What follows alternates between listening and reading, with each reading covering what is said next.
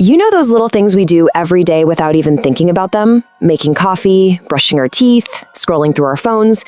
But what if I told you some of those harmless habits are quietly chipping away at your intelligence? Well, in this explainer, we're going to break down 4 habits that might be doing just that. Yeah, I know, it's a pretty intense question, right? But it's an important one. The source material we're digging into today shows how a lot of us, without even realizing it, are dulling our own minds day in and day out. So, let's unmask 4 of these silent saboteurs.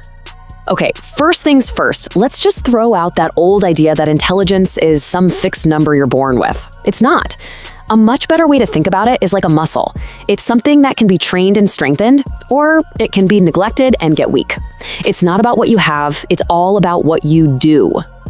All right, let's meet our first saboteur. And oh man, this one is everywhere. It's the constant, nagging need for distraction. And look, this isn't just a minor annoyance. This is a full-blown enemy of clear thinking. This quote right here just nails it. We have literally trained our brains to run away from boredom. The second there's a quiet moment, waiting in line, walking down the street, what do? We grab our phones. But here's the crazy part. That boredom, that empty space, that's the fertile ground. That's where our brain finally gets a chance to connect dots, solve problems, and spark new ideas. So what's actually happening inside your brain? Well, every little notification, every short video, it's like a tiny sugar rush, a little hit of dopamine. And when you keep feeding your brain these instant, easy rewards, it starts to crave them. It loses its patience for anything that takes sustained effort, and that muscle for deep, complex thought, it just starts to get weak. But here's the good news. You can absolutely fight back, and the counterattack is deceptively simple. Just start small.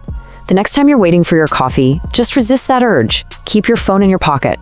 Look around. Let your mind wander. Seriously, that's the first step to reclaiming your focus. Okay, let's move on to saboteur number 2. This one isn't so much about your phone, it's more about your mouth. It's that habit of needing to be the loudest, most correct voice in every single room. And the source material makes such a powerful point here. Being unintelligent isn't about not knowing things. It's about an unwillingness to accept new things. It's a closed door. When we interrupt, or talk over people, or just argue to win, we're basically slamming that door shut on any chance to learn something new. Just picture any conversation, right? You've got the loudest voice. They're just broadcasting. They're performing, defending their position. They aren't taking anything new in.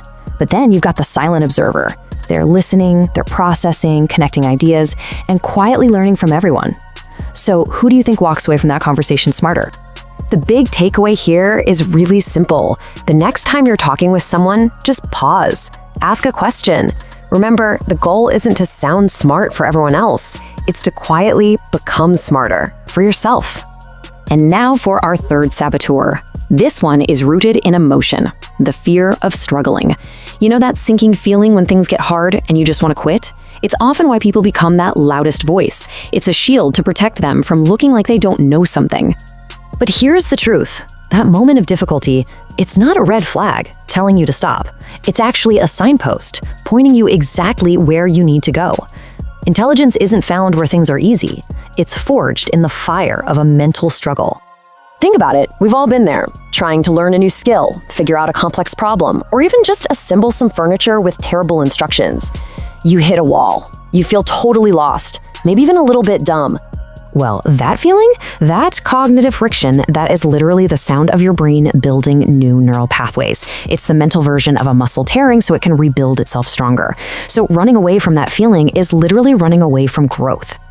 It really is just like a muscle. If you only ever read easy things or stick to what you already know, your mind gets soft. But when you intentionally embrace difficult tasks, when you lean into that feeling of confusion, you are actively making your mind sharper and stronger. And this brings us to our final and maybe the most sneaky saboteur. It doesn't feel like a weakness at all. It feels like wisdom. It's the quiet arrogance of thinking you already know enough. It's the I know trap. This trap is an absolute curiosity killer. The moment you decide you've got it all figured out, your world shrinks. Why read a challenging book? Why listen to a different perspective? Your opinions harden into concrete, replacing real understanding, and you end up in an echo chamber of one. So here's a tough question to ask yourself, and be honest. When was the last time new information made you genuinely change your mind about something important? If you can't remember, you might not just be smart, you might have just stopped learning. So, we've met the 4 saboteurs. But, just identifying them is only half the battle. Now let's talk about the counteroffensive. How do we actually free our minds from these traps? This summary really makes it crystal clear. Constant distraction destroys your deep focus. The loudest voice destroys learning. Fearing the struggle destroys growth. And the I know trap, it destroys the curiosity that fuels this whole engine. You see how they all feed into each other? It's a cycle that can really hold you back. And that really brings us to the core idea of this whole explainer. You don't build intelligence by trying to cram more facts into your head. You build it by freeing your mind, by removing these habits and letting your natural ability to focus and learn do its job. So as we wrap this up, the final question is for you. Which one of these saboteurs are you going to take on first? Because the power to get smarter isn't hiding somewhere out there. It's in the small choices you make starting today.